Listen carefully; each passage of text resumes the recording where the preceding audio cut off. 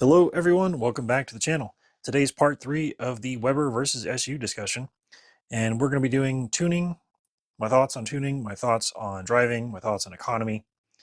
So let's get straight into that discussion. So now that we've covered the basic operation of both the Weber and the SU carburetor, let's just go over some of the calibration components that are involved. So you've got a high-speed idle screw here, you've got a throttle speed, like idle speed screw here, and then you've got your mixture screw over here. Not to mention some other subtle adjustment points, but those are the three main key adjusters on the Weber. The SU has, well, pretty much the same thing. There is a idle speed screw that lives in here, and then the choke fast idle speed screw is here, and then the idle mixture screw is there. On the HS, it's basically the same thing. Idle, fast idle, mixture.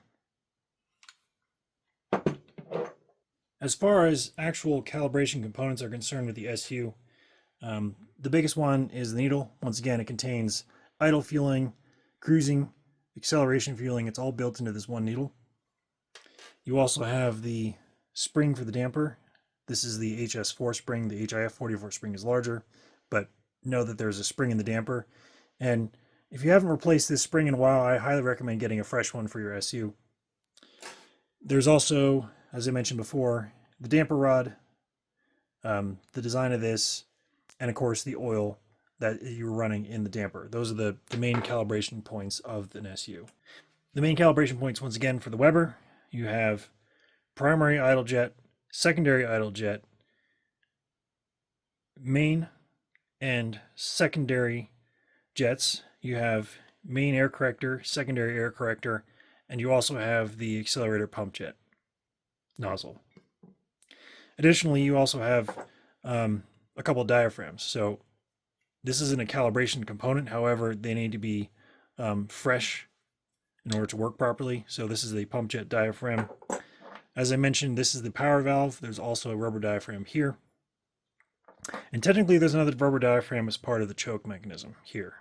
With the main jets, they are actually different sizes. So if you're trying to adjust one of these carburetors, you have to buy main jets and secondary idle jets separately.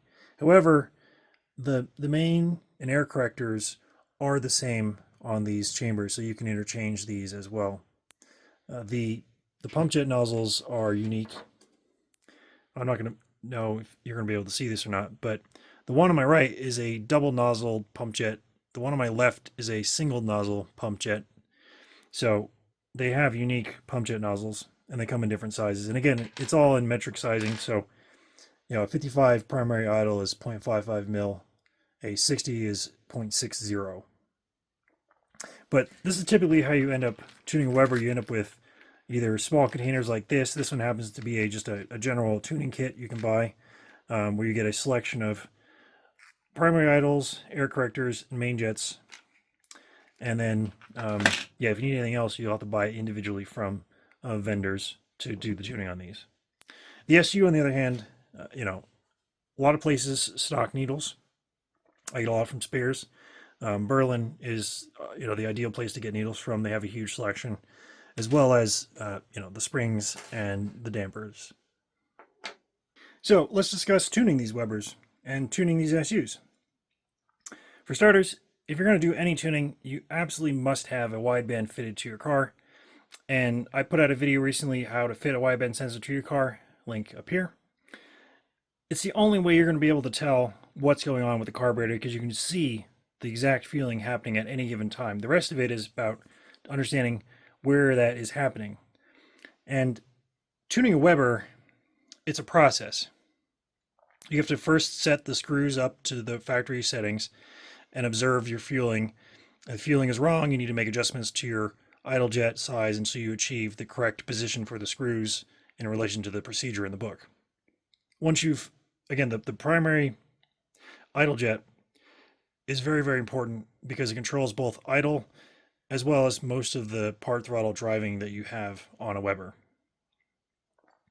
After that, it's the main jet, air corrector, secondary idle, uh, secondary main jet, secondary air corrector, and then finally your pump jet. That would be the order that I would tune a Weber.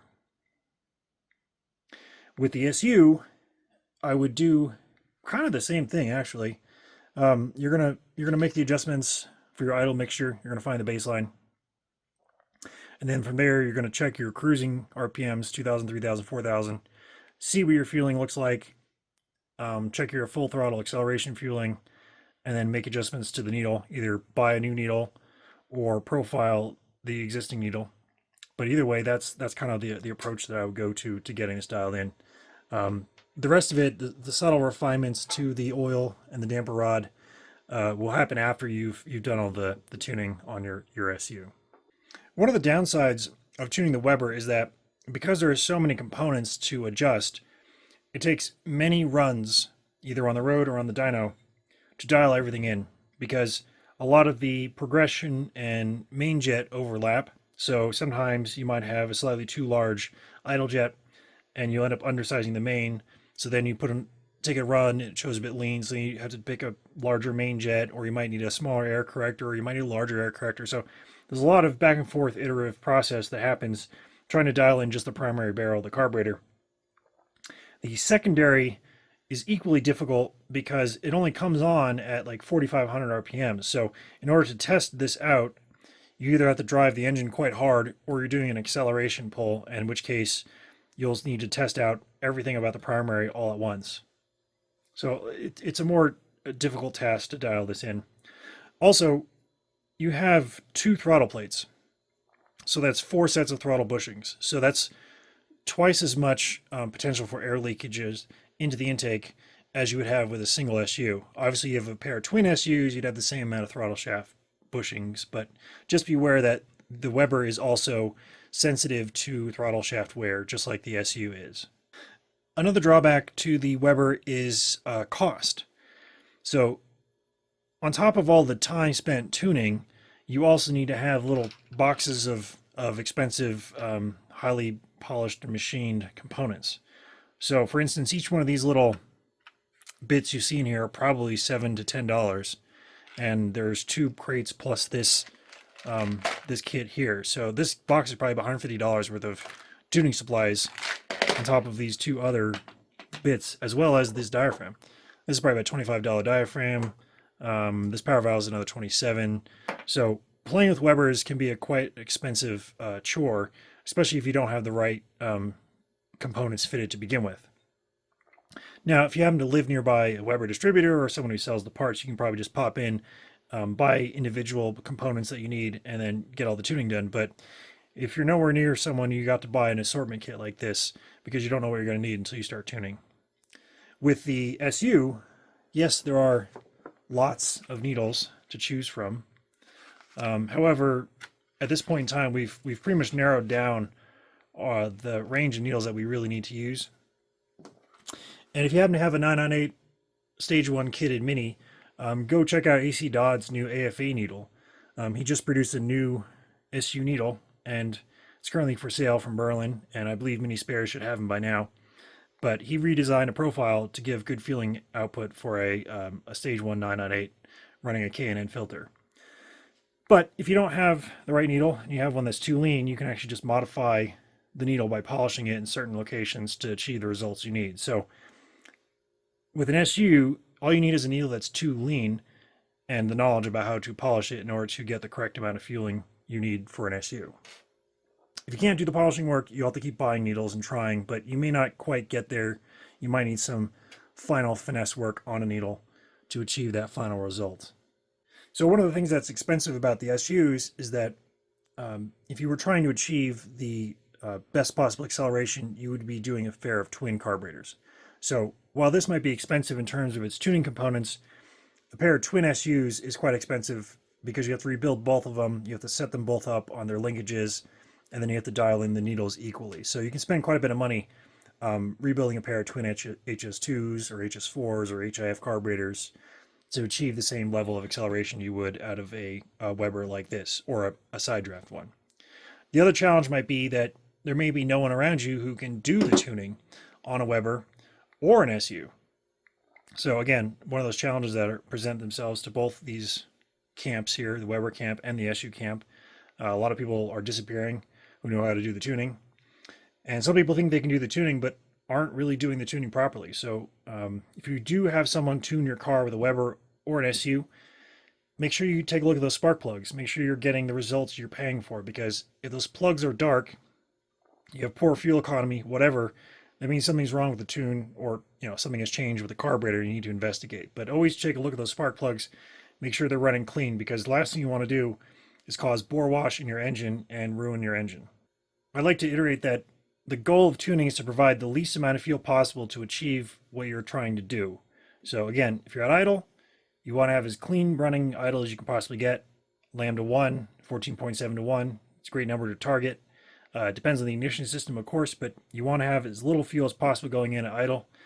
And at cruising, you want to have the least amount of fuel needed to cruise. Notice I didn't say misfire lean. I just said the leanest amount you need to keep the car cruising comfortably at that speed.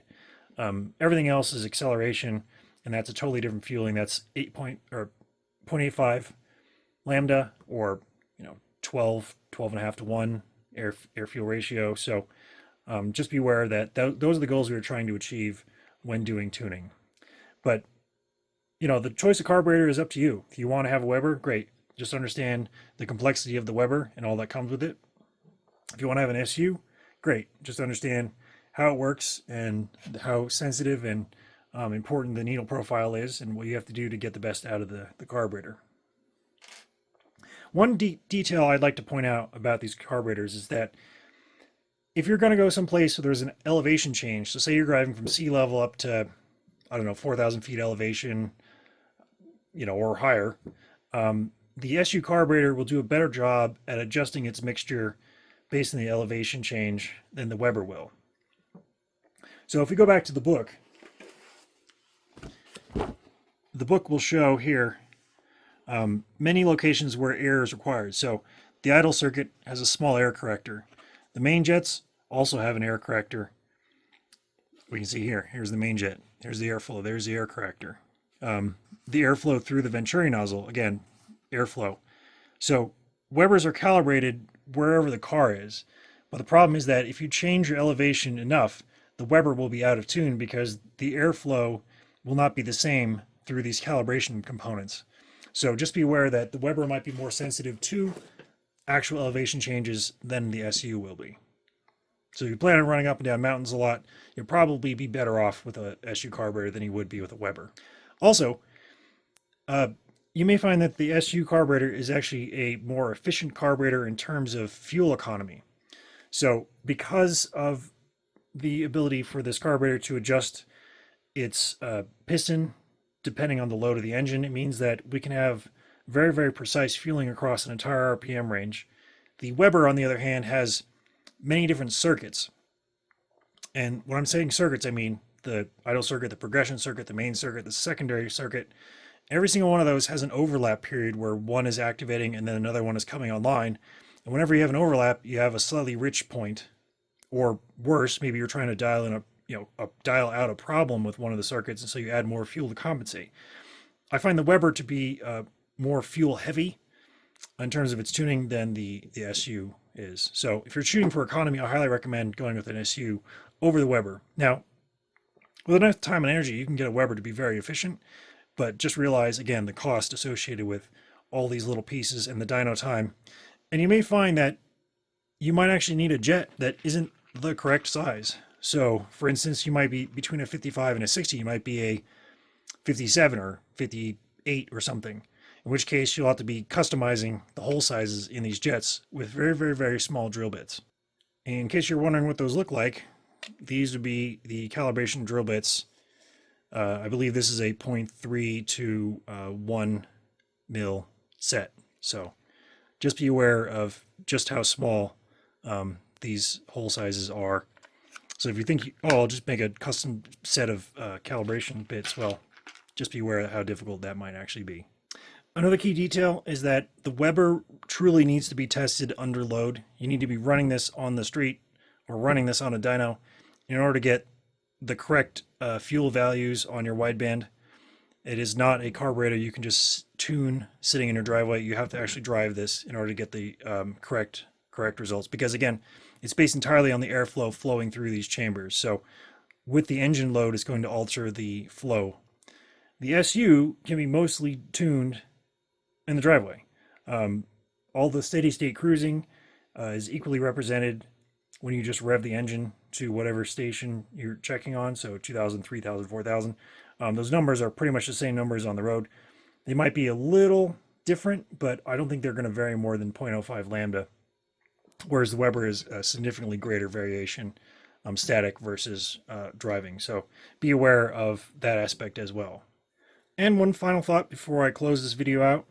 The Weber is a very, very sophisticated carburetor.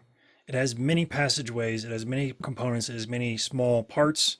If you leave this carburetor and it gets dirt, grit, ethanol in it, corrosion, whatever happens, you will ruin one of these castings, because it's almost impossible to get everything properly cleaned on this carburetor because the passageways and everything are so small. The SU carburetor has just one thing. It's got the jet, and you just replace the jet and it's fine. Yes, the HIF has a secondary passageway for the choke mechanism, but it's easily cleaned out. The Weber, on the other hand, you might have to drill out these lead plugs.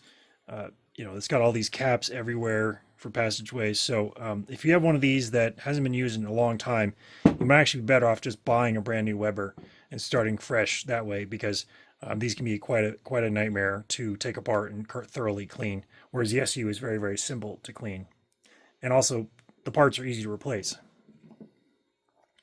The HS4, what do you replace? Well, you've got the main jet and the tube, an O-ring, needle valve, and that's all the operating components you have to worry about, basically. So just another one of those component differences between these two carburetors. So that's pretty much all I wanted to talk about between the Weber and the SU. I'll leave it up to you guys to decide which carburetor you would want to use on your Mini or other A-Series powered engine. So let me know in the comments below what you prefer, and we'll see what the discussion leads us to. But I appreciate everyone for watching this far. Thanks a bunch. And as always, thanks for watching. I'll see you guys soon.